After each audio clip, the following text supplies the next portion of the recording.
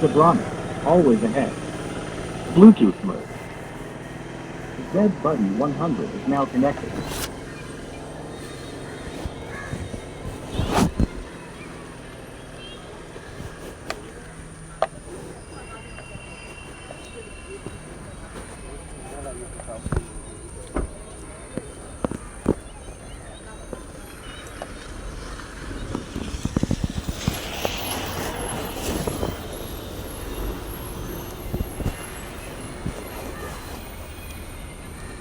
Praise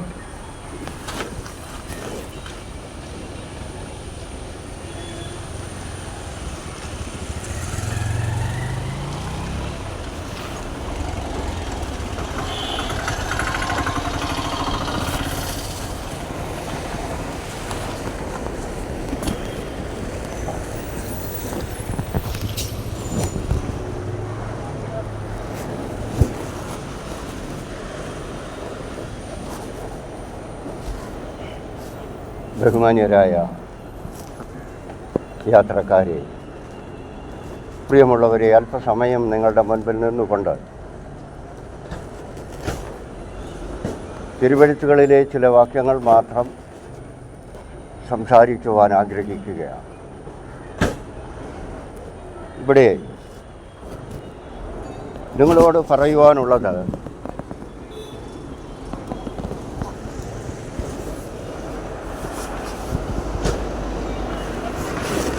നമ്മുടെ ജീവിതത്തിൽ നാം പ്രതിസന്ധികളെ നേരിടുമ്പോൾ മാത്രം നാം ദൈവത്തിൽ ആശ്രയിക്കുവാൻ ഓടിപ്പോകുന്നവരാണ്. സകല മനുഷ്യരും അങ്ങനെയുള്ളവരാണ്. എന്നാൽ ദൈവം ഇപ്രകാരം നമ്മളോട് പറയുകയാണ്, ദൈവത്തിൻ്റെ വചനം ഇരുവായ്ത്തലയുള്ള വാളാണെന്നാണ് തിരുവെഴുത്ത് ബോധ്യപ്പെടുത്തുന്നത്. അതിന് കാരണം എന്താണെന്ന് ചോദിച്ചെന്നാൽ, തിരുവചനം നമ്മളോട് ഇടപെടുന്നത് നമ്മുടെ ഹൃദയത്തിലാണ്. നമ്മുടെ ഹൃദയത്തിൽ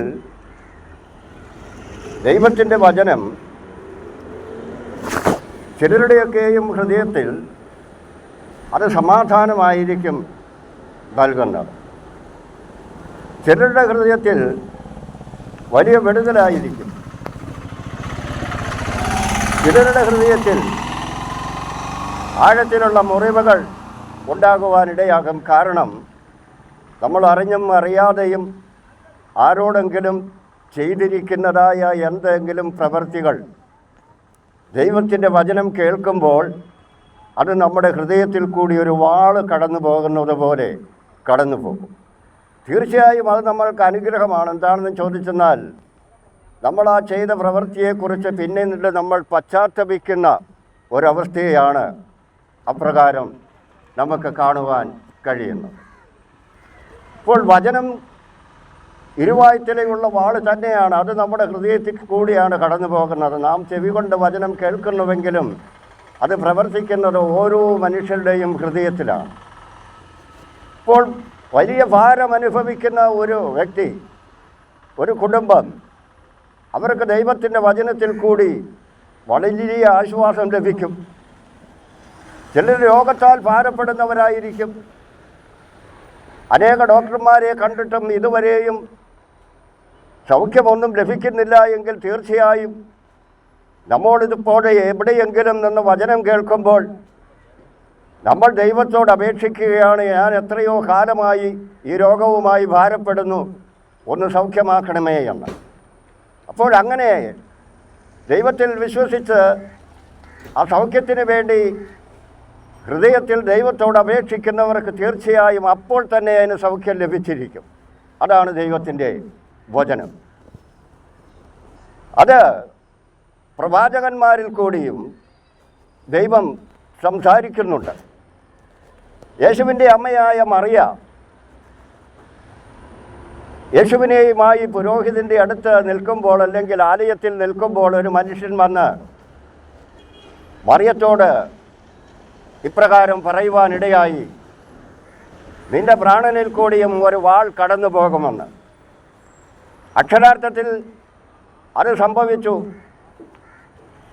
അതെങ്ങനെയാണ് സംഭവിച്ചത് എന്ന് ചോദിച്ചെന്നാൽ യേശുവിൻ്റെ കഷ്ടത അല്ലെങ്കിൽ യേശുവിൻ്റെ ക്രൂശുമരണം മുഴുവൻ സ്വന്തം അമ്മ യേശുവിനോട് കൂടെ നടന്ന് അവിടെ നടന്ന പ്രവൃത്തികൾ, യേശു അനുഭവിച്ചതായ തിക്തമായ വേദന, അതെല്ലാം ആ അമ്മയ്ക്ക് കാണുവാൻ ഇടയായി. അതുപോലെ തന്നെ ആ പ്രവാചകൻ പറഞ്ഞ ആ കാര്യം അപ്രകാരം തന്നെ മറിയയുടെ ഹൃദയത്തിൽ അല്ലെങ്കിൽ മറിയയുടെ ജീവിതത്തിൽ സംഭവിക്കുവാൻ ഇടയായി തീർന്നു. അങ്ങനെയാണ് ദൈവത്തിൻ്റെ വചനം ഇരുവായ്ത്തലയുള്ള വാളാണെന്ന് പറയുവാൻ കാരണമാകും. ഇവിടെ ഒരു മനുഷ്യൻ സങ്കീർത്തനമെന്ന് പറയുന്നത് ഓരോ മനുഷ്യരും അവരുടെ ജീവിതത്തിൻ്റെ അനുഭവങ്ങൾ കഷ്ടതയിൽ കൂടി കടന്നുപോയപ്പോൾ ദൈവത്തോട് അപേക്ഷിക്കുകയും ദൈവം അവരെ വിടുവിക്കുകയും ശത്രുക്കളിൽ നിന്ന് രക്ഷിക്കുകയും ഒക്കെ ചെയ്തതായ കാര്യങ്ങൾ ഓരോ രാജാക്കന്മാരും അതുപോലെ പ്രമുഖരായ വ്യക്തികളും എഴുതി വച്ചിരിക്കുകയാണ് തിരുവചനം. അതാണ് സങ്കീർത്തനം പറയുന്നത്. 35-ാം സങ്കീർത്തനത്തിൻ്റെ 20-ാമത്തെ വാക്യം പറയുന്നത്, അവർ സമാധാന വാക്ക് സംസാരിക്കാതെ ദേശത്തിലെ സാധുക്കളുടെ നേരെ വ്യാജ കാര്യങ്ങളെ നിരൂപിക്കുന്നു എന്ന്.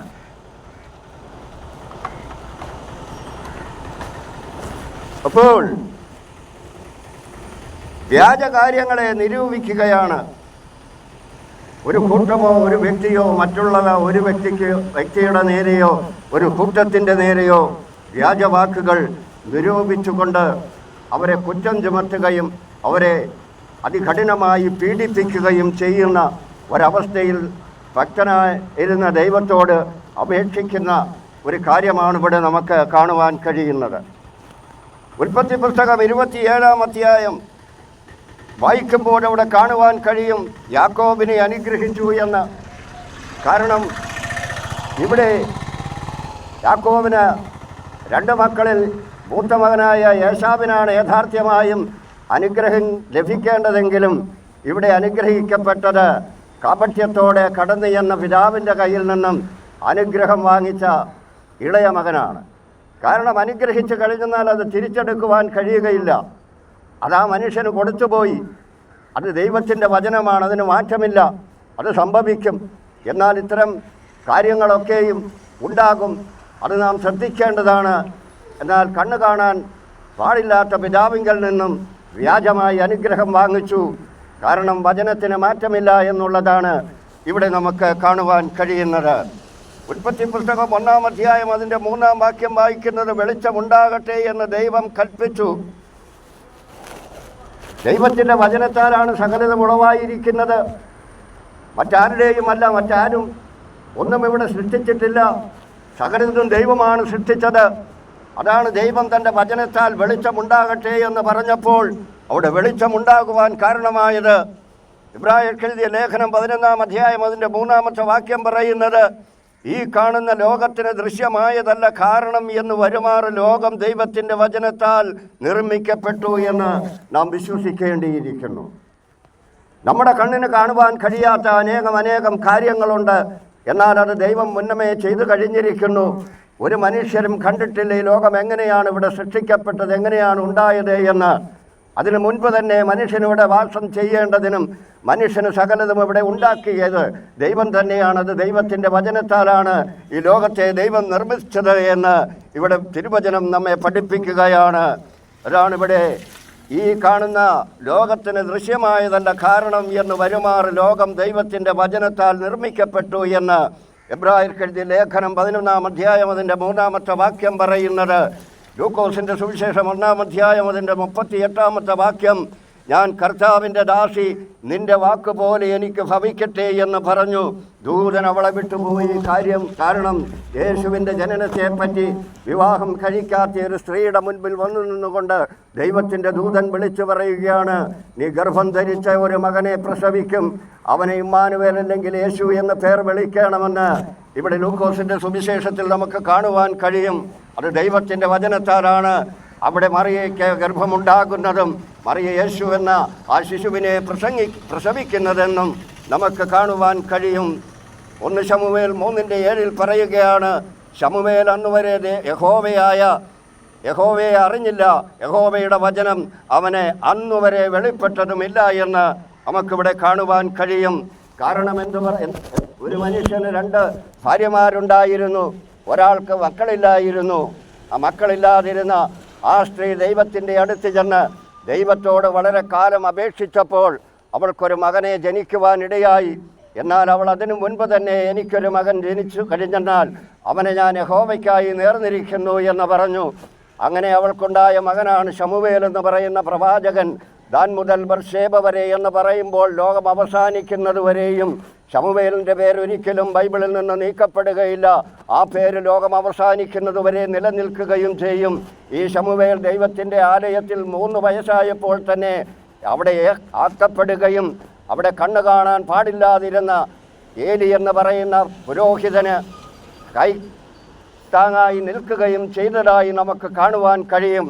അവിടെ വെച്ച് ശമൂവേൽ 3 വയസ്സായ ബാലൻ കിടന്നുറങ്ങുമ്പോൾ യഹോവയായ ദൈവം ശമൂവേലിനെ വിളിച്ചു. എന്നാൽ ആരാണ് വിളിക്കുന്നത് എന്ന് ശമൂവേലിന് തിരിച്ചറിയുവാൻ കഴിയില്ലായിരുന്നു. 3ാമത്തെ പ്രാവശ്യമാണ് പുരോഹിതൻ പറഞ്ഞു, ഇനി നിന്നെ വിളിക്കുമ്പോൾ അടിയൻ യഹോവയെ എന്താണ് എന്ന് ചോദിക്കണമെന്ന് പറഞ്ഞതും. അങ്ങനെ വിളിച്ചപ്പോൾ 3ാമത്തെ പ്രാവശ്യമാണ് ശമൂവേൽ ദൈവത്തെ തിരിച്ചറിയുന്നതും. ദൈവം ഈ 3 വയസ്സുകാരനോട് സംസാരിക്കുകയും പുരോഹിതൻ്റെ മക്കൾ 2 പേരും കൊള്ളരുതാത്തവരാണെന്നും അവർ മുഖാന്തരം പൗരോഹിതനായ നിങ്ങൾ വളരെ വേദന അനുഭവിക്കുമെന്നും ദൈവം ശമൂവേൽ മുഖാന്തരം പറയുവാനിടയായിത്തീർന്നു. ഇങ്ങനെയാണ് പ്രിയമുള്ളവരെ, വചനം നമ്മളുടെ ഹൃദയങ്ങളിൽ കൂടി കടന്നു പോകും. അതാണ് വചനത്തിന് ജീവനുണ്ട് എന്ന് മനസ്സിലാക്കുവാൻ കഴിയുന്നത്. അത് നമ്മുടെ പ്രതിസന്ധികളിൽ കൂടിയും നമ്മുടെ അനുഗ്രഹവും എല്ലാം വചനം തന്നെയാണ്. ആമോസിൻ്റെ 4 അധ്യായം 1-ാമത്തെ വാക്യം പറയുന്നത്, എളിയവരെ പീഡിപ്പിക്കുകയും ദരിദ്രന്മാരെ തകർക്കുകയും തങ്ങളുടെ ഭർത്താക്കന്മാരോട് കൊണ്ടുവരുവിൻ ഞങ്ങൾ കുടിക്കട്ടെ എന്ന് പറയുകയും ചെയ്യുന്ന ശമരിയ പർവ്വതത്തിലെ ബാശാൻ പശുക്കളെ എന്ന് അവിടെ സംബോധന ചെയ്യുകയാണ്. ഇന്ന് നമ്മുടെ ലോകത്തെ പ്രകാരമുള്ള സംഭവങ്ങൾ അനവധി സംഭവിക്കുന്നുണ്ട്, നടക്കുന്നുണ്ട്. ഇതെല്ലാം തിരുവചനം പറഞ്ഞിരിക്കുന്നതാണ്. അതുപോലെ തന്നെ സംഭവിക്കും. ആമോസ് 5:1 അങ്ങനെ തന്നെ ഉള്ള കാര്യം യഹോവയുടെ വചനത്തെ പറ്റി തന്നെയാണ് പറയുന്നത്. യോഹന്നാൻ 1:1 മുതൽ 4 വരെയുള്ള വാക്യങ്ങളിൽ ആദിയിൽ വചനമുണ്ടായിരുന്നു എന്നും വചനം ദൈവമായിരുന്നു എന്നും അവിടെ തിരുവചനത്തിൽ കൂടി നമുക്ക് കാണുവാൻ കഴിയും. യോഹന്നാൻ 15-ാം അധ്യായം അതിൻ്റെ 7-ാമത്തെ വാക്യം വായിച്ചുകൊണ്ട് ഞാൻ എൻ്റെ വാക്കുകൾ ഇവിടെ അവസാനിപ്പിക്കുകയാണ്. അവിടെ നിങ്ങൾ എന്നിലും എൻ്റെ വചനം നിങ്ങളിലും വസിച്ചാൽ നിങ്ങൾ ഇച്ഛിക്കുന്നത് എന്തെങ്കിലും അപേക്ഷിപ്പിൻ, അത് നിങ്ങൾക്ക് കിട്ടും എന്ന് തിരുവചനം വളരെ വ്യക്തമായി തന്നെ വെളിപ്പെടുത്തുകയാണ്. നാം ചോദിക്കുന്നത് ദൈവത്തോടാണ്. ദൈവത്തോട് നാം അപേക്ഷിക്കുന്നത് എന്തായിരുന്നാലും ശരി, അത് ദൈവം നമുക്ക് തന്നിരിക്കും. നമുക്കതിനാധാരമായി വേണ്ടത് ദൈവത്തിലുള്ള വിശ്വാസമാണ്. പ്രിയമുള്ളവരെ, കർത്താവായ യേശു ക്രിസ്തു നിങ്ങളെ എല്ലാവരെയും ധാരാളമായി അനുഗ്രഹിക്കട്ടെ. യേശുവിനെ രക്ഷകനും കർത്താവുമായി ഹൃദയങ്ങളിൽ സ്വീകരിക്കണമേ. നമ്മുടെ പാപത്തിൻ്റെ പരിഹാരത്തിന് വേണ്ടി യേശു മാത്രമാണ് കാൽവരിയിൽ ക്രൂശിക്കപ്പെട്ടത്. ആ കർത്താവായ യേശു വീണ്ടും വരുമ്പോൾ അവനോടും കൂടെ നിത്യതയിൽ നാം എത്തിപ്പെടുവാൻ, അവനോടും കൂടെ ചേരുവാനായി നാം ഒരുങ്ങിയിരിക്കണമെന്ന പ്രാർത്ഥനയോടെ ഞാൻ എൻ്റെ വാക്കുകൾ ഇപ്പോഴിവിടെ അവസാനിപ്പിക്കുന്നു.